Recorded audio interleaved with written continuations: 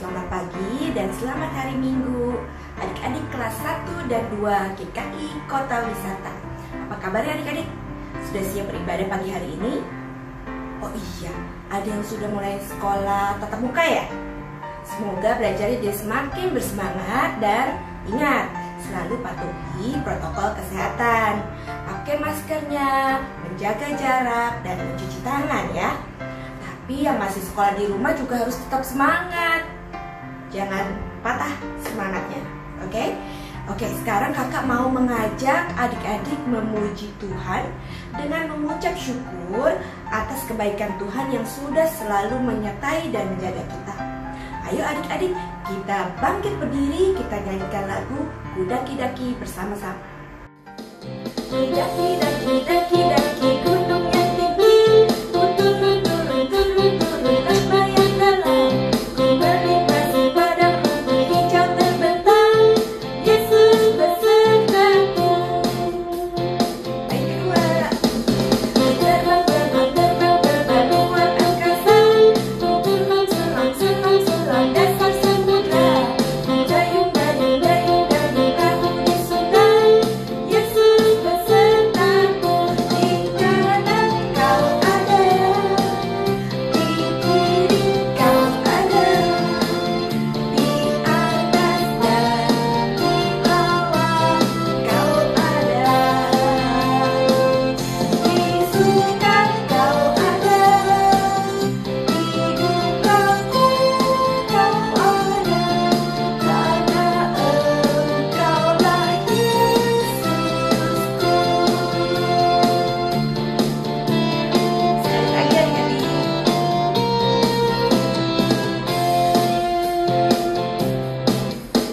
Kudaki-daki-daki gunung yang tinggi, ku turun-turun lembah yang dalam, ku melintasi padang rumput hijau terbentang, Yesus besertaku. Terbang luar angkasa, ku selam dalam samudra, ku dayung perahu di sungai, Yesus besertaku. Di kanan kau ada, di kiri kau ada, di atas dan di bawah kau ada, di surga kau ada, di dukaku kau ada, karena Engkaulah Yesusku.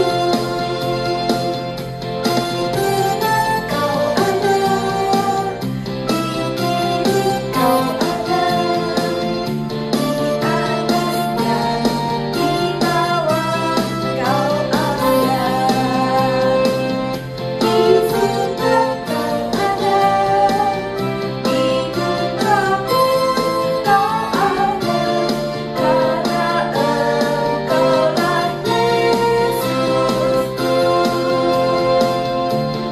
karena Engkaulah Yesusku. Karena Engkaulah Yesusku. Karena Engkaulah Yesusku.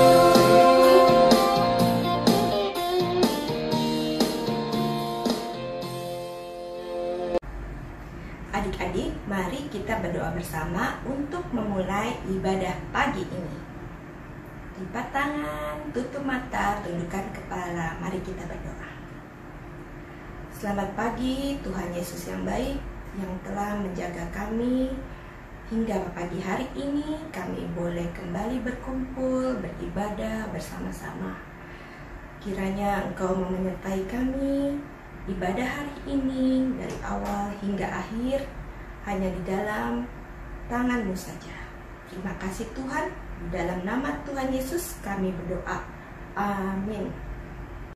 Adik-adik, dari lagu Kudaki-daki tadi kita belajar bahwa Tuhan ada dimanapun kita berada.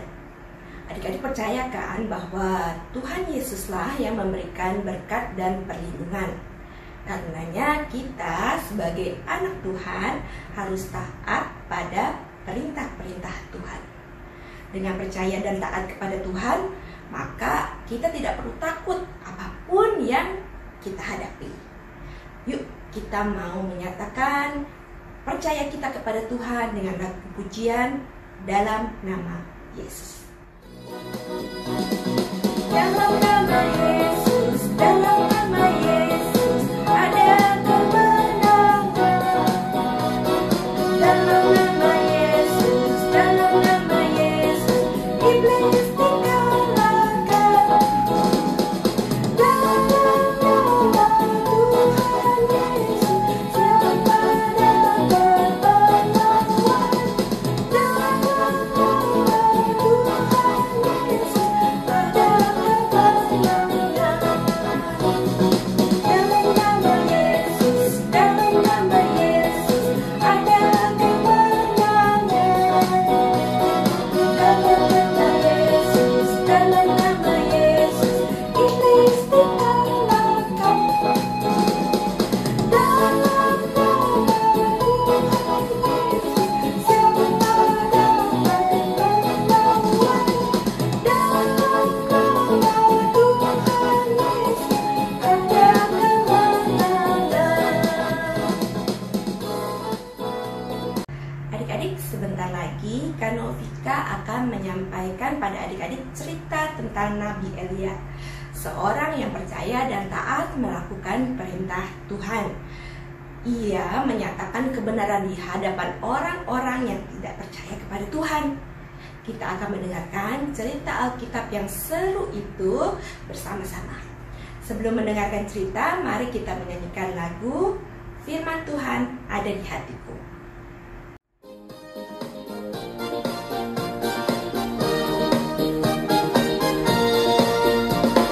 Buka Alkitab, lalu ku baca. Srek, srek, srek, srek, srek. Srek, srek, srek, srek, srek. Firman Tuhan ada di hatiku, ada di langkahku, ada di hidupku, dan terus bertumbuh, sirami jiwaku. Berbuah, berbuah, berbuah, berbuah, berbuah, berbuah, berbuah, berbuah, oh, oh, oh.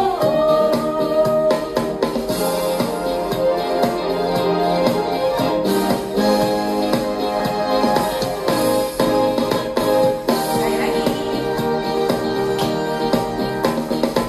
Buka Alkitab, lalu ku baca. Srek, srek, srek, srek, srek. Srek, srek, srek, srek, srek.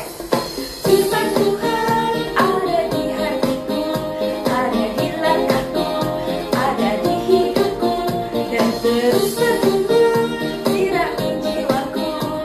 Berbuah, berbuah, berbuah, berbuah, berbuah, berbuah, berbuah, berbuah, oh, oh, oh. Sekarang saatnya kita mendengarkan firman Tuhan. Nah, sebelum kita mendengarkan cerita dari Kak Novika, kita berdoa dulu yuk. Tuhan Yesus, terima kasih atas kesempatan kami untuk memuji Tuhan. Sebentar lagi kami akan mendengarkan firman Tuhan dari Kak Novika.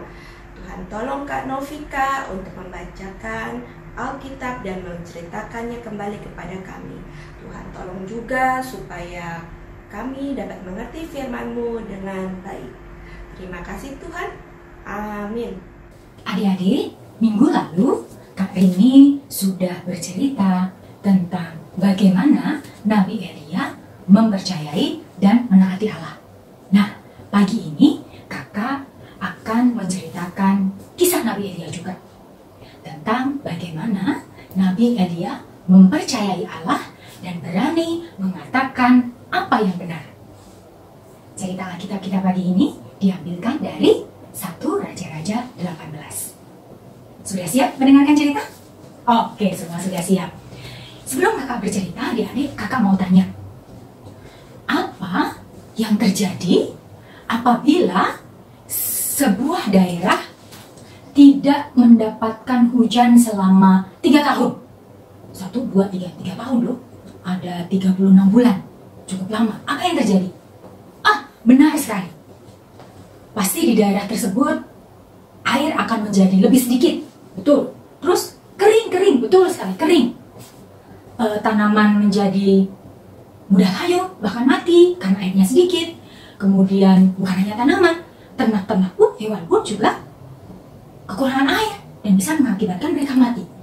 Kemudian panasnya udara di sekitar juga bisa menyebabkan tumbuhan dan hewan-hewan juga mati. Akibatnya persediaan makanan untuk manusia pun juga menjadi berkurang. Nah, adik-adik, kondisi tidak turun hujan selama 3 tahun terjadi di Israel pada masa pemerintahan Raja Ahab. 3 tahun itu bukan waktu yang sebentar juga ya, ada 36 bulan. Dan Raja Ahab berpikir bahwa itu semua adalah kesalahan atau gara-gara Nabi Elia. Kenapa Nabi Elia? Ya, karena memang Nabi Elia pernah berkata bahwa demi Tuhan Allah yang hidup tidak akan turun hujan bahkan embun di tahun-tahun ini sampai kukatakan. Begitu Nabi Elia pernah berkata. Nah, adik-adik tahu nggak kenapa kira-kira sampai Nabi Elia berkata seperti itu? Karena Raja Ahab sudah melakukan begitu banyak kejahatan di mata Tuhan. Begitu banyak hal jahat yang sudah dia lakukan. Salah satunya adalah tidak lagi menyembah Tuhan Allah, tetapi menyembah kepada Baal. Nah, tahu tidak adik-adik? Raja Ahab terus-menerus mencari Elia, ingin menangkap Elia. Tapi Elia dalam perlindungan Tuhan, sehingga Raja Ahab, maksud kakak, tidak bisa menemukan Nabi Elia. Nah, adik-adik mau tahu bagaimana lengkapnya cerita Alkitab dari 1 Raja-Raja ke-18? Yuk kita sama-sama simak ceritanya.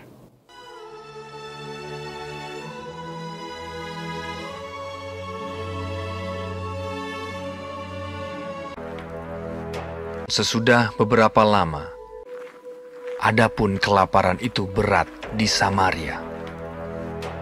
Dalam tahun yang ketiga, datanglah firman Tuhan kepada Elia. Pergilah, perlihatkanlah dirimu kepada Ahab, sebab aku hendak memberi hujan ke atas muka bumi. Lalu pergilah Elia memperlihatkan diri kepada Ahab. Segera sesudah Ahab melihat Elia, ia berkata kepadanya, "Engkaukah itu yang mencelakakan Israel?" Jawab Elia kepadanya, "Bukan aku yang mencelakakan Israel, melainkan engkau ini dan kaum keluargamu. Sebab kamu telah meninggalkan perintah-perintah Tuhan, dan engkau ini telah mengikuti para Baal. Sebab itu, suruhlah mengumpulkan seluruh Israel ke Gunung Karmel. Juga nabi-nabi Baal yang 450 orang itu, dan nabi-nabi Asyera yang 400 itu." Ahab mengirim orang ke seluruh Israel dan mengumpulkan nabi-nabi itu ke Gunung Karmel. Lalu Elia mendekati seluruh rakyat itu dan berkata, "Berapa lama lagi kamu berlaku timpang dan bercabang hati? Kalau Tuhan itu Allah, ikutilah Dia. Dan kalau Baal, ikutilah dia." Tetapi rakyat itu tidak menjawabnya sepatah kata pun. "Hanya aku seorang diri yang tinggal sebagai nabi Tuhan. Padahal nabi-nabi Baal itu ada 450 orang banyaknya. Biarlah kamu memanggil nama Allahmu, dan aku pun akan memanggil nama Tuhan. Maka Allah yang menjawab dengan api, Dialah Allah." Seluruh rakyat menyahut, katanya, "Baiklah demikian." Ya, baiklah demikian. Mereka mengambil lembu yang diberikan kepada mereka dan memanggil nama Baal dari pagi sampai tengah hari. "Ya Baal, jawablah kami." Tidak ada yang menjawab. Mereka berjingkat-jingkat di sekeliling mezbah yang dibuat mereka itu. Maka mereka memanggil lebih keras sampai waktu mempersembahkan korban petang. Tetapi tidak ada yang menjawab. Kata Elia kepada seluruh rakyat itu, "Datanglah dekat kepadaku." Lalu ia memperbaiki mezbah Tuhan yang telah diruntuhkan itu. Ia mendirikan batu-batu itu menjadi mezbah demi nama Tuhan. Kemudian Elia mengambil 12 batu, menurut jumlah suku keturunan Yakub, dan membuat suatu parit sekeliling mezbah. Ia menyusun kayu api, memotong lembu itu, dan menaruh di atas kayu api itu. Ia berkata, "Penuhilah 4 buyung dengan air, dan tuangkan ke atas korban bakaran dan ke atas kayu api itu. Buatlah begitu untuk ketiga kalinya." Dan mereka berbuat begitu untuk ketiga kalinya, sehingga air mengalir sekeliling mezbah itu. Bahkan parit itu pun penuh dengan air. Kemudian pada waktu mempersembahkan korban petang, tampillah Nabi Elia dan berkata, "Ya Tuhan Allah Abraham, Ishak dan Israel, dan bahwa aku ini hamba-Mu, dan bahwa atas firman-Mu lah aku melakukan segala perkara ini, supaya bangsa ini mengetahui bahwa Engkaulah Allah, ya Tuhan, dan Engkaulah yang membuat hati mereka tobat kembali." Lalu turunlah api Tuhan menyambar habis korban bakaran, kayu api, batu, dan tanah itu. Bahkan air yang dalam parit itu habis dijilatnya. Ketika seluruh rakyat melihat kejadian itu, sujudlah mereka serta berkata, Tuhan, Dialah Allah. Tuhan, Dialah Allah. Elia naik ke puncak gunung Karmel. Maka dalam sekejap mata, langit menjadi kelam oleh awan badai. Lalu turunlah hujan yang lebat. Adik-adik, dari 1 Raja-Raja 18, kita tahu bahwa ternyata kuasa Allah yang menakjubkan itu tidak hanya datang dalam bentuk api dari langit yang bisa membakar kayu, korban persembahan mezbah, bahkan mengeringkan air yang ada di parit yang menggenangi mezbah tempat Nabi Elia memberikan persembahan. Pada saat hujan turun, adik-adik, Nabi Elia merasakan kuasa Allah atas dirinya. Yang terjadi adalah dia mengikat pinggangnya, kemudian dia berlari mendahului Raja Ahab ke Yisrael, tempat di mana Raja Ahab membangun istananya.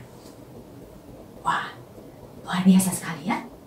Dari kisah 1 Raja-Raja 18, kita belajar dari Nabi Elia untuk selalu, 1, mempercayai Allah, mempercayai kuasa Allah, dan berani mengatakan hal yang benar. Kiranya Roh Kudus menolong kita semuanya. Amin. Adik-adik, untuk ayat hafalan minggu ini diambilkan dari Mazmur 23 ayat yang kelima. Kita baca bersama-sama ya. Mazmur 23 ayat kelima. Engkau menyediakan hidangan bagiku di hadapan lawanku. Engkau mengurapi kepalaku dengan minyak. Pialaku penuh melimpah. Adik-adik, maksud dari ayat ini adalah Allah seperti tuan rumah pada sebuah pesta. Kita, adik-adik, kakak, papa mama, kakek nenek, kakak adik, semua orang yang percaya kepadanya adalah tamu undangannya. Allah ingin memastikan bahwa semua dari kita mendapatkan atau memperoleh yang kita perlukan. Dan pada waktu itu, mengurapi dengan minyak merupakan hal yang istimewa pada jamuan pesta. Yuk kita bersama-sama baca ya ayat hafalan kita untuk minggu ini. Mazmur 23 ayat kelima. Engkau menyediakan hidangan bagiku di hadapan lawanku. Engkau mengurapi kepalaku dengan minyak. Pialaku penuh melimpah. Sekarang tiba saatnya untuk kita memberikan persembahan sebagai ucapan syukur atas berkat Tuhan yang telah kita terima. Adik-adik bisa memasukkan persembahan ke tempat yang telah disiapkan di rumah. Nanti setelah ibadah, adik-adik minta tolong papa atau mama untuk transfer persembahan adik-adik ke rekening gereja atau scan QR code yang ada di layar ini. Kita akan membawa persembahan kita dengan menyanyikan lagu pujian Aku Bawa dan Berikan Persembahan. Aku bawa dan berikan persembahanku pada Yesus, pada Tuhan Juru Selamatku. Aku bawa dan berikan persembahanku pada Yesus, pada Tuhan Juru Selamatku. Aku bawa dan berikan persembahanku pada Yesus, pada Tuhan Juru Selamatku.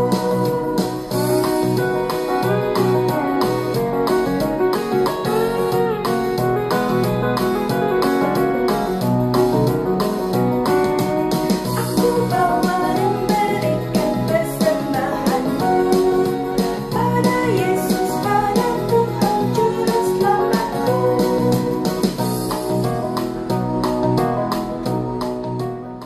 Mari kita bawa persembahan kita dalam doa.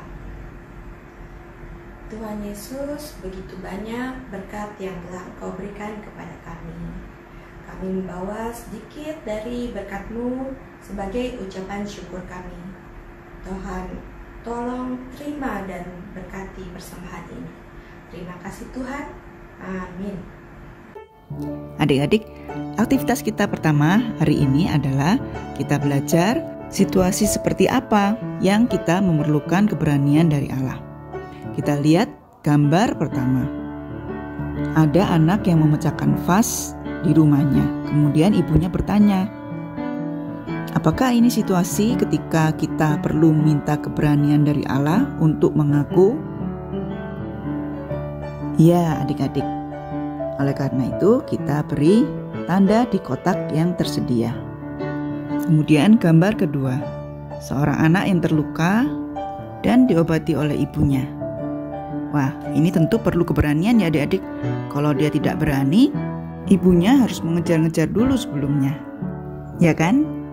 Berikutnya, gambar anak yang sedang mengantarkan anjing kesayangannya ke dokter. Ini juga perlu keberanian ya adik-adik. Kalau dia tidak berani, mungkin anjing kesayangannya tidak akan mendapat pertolongan. Kemudian gambar anak yang sedang melakukan pertunjukan musik. Apakah ini hal yang memerlukan keberanian adik-adik? Ya, tentu saja. Kalau dia tidak berani, pasti dia sudah bersembunyi tidak main alat musiknya. Setelah itu adik-adik bisa warnai gambar yang telah diberi tanda. Nah, adik-adik, itu adalah beberapa contoh hal di mana kita perlu meminta keberanian dari Allah. Berikutnya, kita akan belajar hal benar yang harus dikatakan dan dilakukan. Kita akan memasangkan setiap gambar dengan kalimat yang tepat yang menunjukkan bagaimana kita bisa taat kepada Allah dengan cara mengatakan dan melakukan hal yang benar. Gambar pertama, ada murid baru datang ke kelas kita. Apa yang harus kita katakan atau lakukan? Pilihan pertama, mengapa aku harus menjadi yang pertama untuk menyapa anak baru itu? Yang kedua, dia kelihatannya kurang ramah. Apa perlu aku menyambutnya? Atau yang ketiga, halo, siapa namamu? Ayo duduk di sebelahku. Yang mana adik-adik yang seharusnya kita katakan atau lakukan? Ya, yang ketiga. Kita menyapa dan menyambutnya.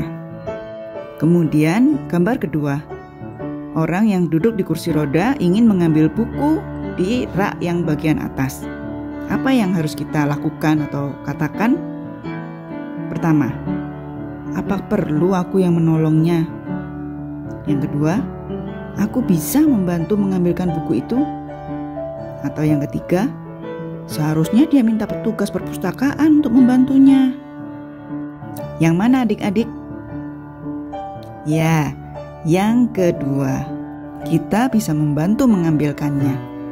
Hebat adik-adik, kita sudah belajar hal benar yang harus dikatakan dan dilakukan, dan juga kita tahu kita bisa meminta keberanian dari Allah untuk melakukan dan mengatakan hal yang benar itu. Dan yang terakhir, kita belajar seperti Nabi Elia yang taat dan percaya kepada Allah, sehingga dia berani berbicara bagi Allah.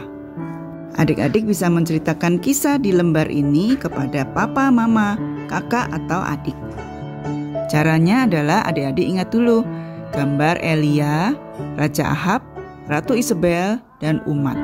Adik-adik akan mengganti setiap gambar itu dengan kata yang diwakilinya. Nah, selain itu ada gambar hati, gambar hujan, perintah-perintah, angka 3, gunung, gambar mesbah, gambar api, gambar kayu, gambar lembu, dan juga gambar air. Contohnya seperti ini adik-adik. Di tanah Israel, mesbah Allah telah dihancurkan. Allah melihat hati dari umatnya telah hilang. Raja Ahab dan Ratu Isabel telah memimpin mereka menyembah Baal. Allah mengirimkan Elia yang pemberani untuk memanggil umatnya berbalik hati kepada Allah. Elia tahu bahwa Raja Ahab dan Ratu Isabel jahat dan ingin membunuh dia. Allah berkata kepada Elia bahwa dia tidak akan mengirimkan hujan karena umat Allah sudah melanggar perintah-perintahnya dan sudah melupakan dia. Setelah 3 tahun, Elia kembali dan mengatakan kepada Raja Ahab untuk mengumpulkan umat Israel di atas gunung. Nabi-nabi Baal kemudian mendirikan mesbah. Seharian mereka berdoa kepada Baal untuk meminta api dari langit untuk membakar persembahan mereka di mesbah. Tetapi tentu saja Baal tidak menjawab. Maka Elia yang pemberani membangun mesbah untuk Allah sejati. Dia menaruh kayu dan lembu di atas mesbah. Dia bahkan menuangkan banyak air ke atas mesbah sampai terendam sekitarnya. Lalu dia berdoa. Allah mendengarkan doanya dan mengirimkan api dari langit. Kayu yang sangat basah itu terbakar habis. Bahkan genangan air di sekitar mesbah menjadi kering. Maka hari itu umat Israel kembali kepada Allah. Elia tidak takut membawa pesan Allah. Seluruh umat kemudian berseru, "Tuhan, dialah Allah. Tuhan, dialah Allah." Nah, adik-adik, seperti itu adik-adik bercerita kepada papa, mama, kakak, atau adik di rumah. Selamat mencoba adik-adik. Adik-adik, hari ini kita sudah belajar bahwa kita dapat selalu percaya kepada Tuhan. Dia yang menjaga kita dan memelihara kita setiap harinya. Ayo adik-adik, kita mau taat dan menyatakan kebenaran seperti Nabi Elia. Mari kita kembali memuji Tuhan dengan menyanyikan lagu Percaya Saja.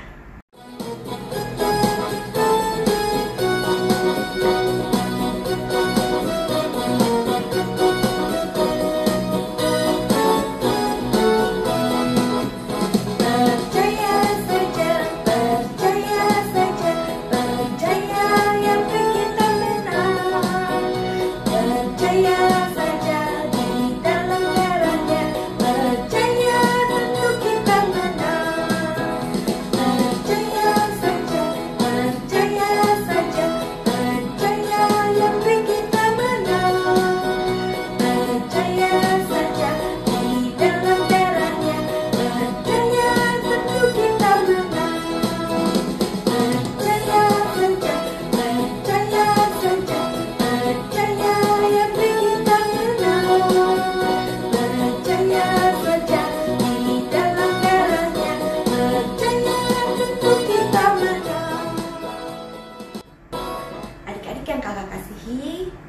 kita sudah memuji Tuhan, mendengarkan firman Tuhan, dan melakukan aktivitas.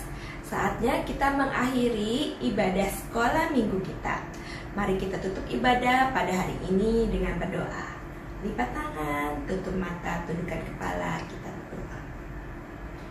Tuhan Yesus yang baik, terima kasih atas penyertaan-Mu di dalam ibadah ini dari awal hingga akhir. Kiranya Engkau mau menolong kami untuk semakin percaya dan taat akan perintah Tuhan. Dan kami mau menyatakan kebenaran hanya di dalam nama Tuhan Yesus saja. Terima kasih Tuhan atas berkat dan penyertaan. Di dalam nama Tuhan Yesus kami boleh berdoa.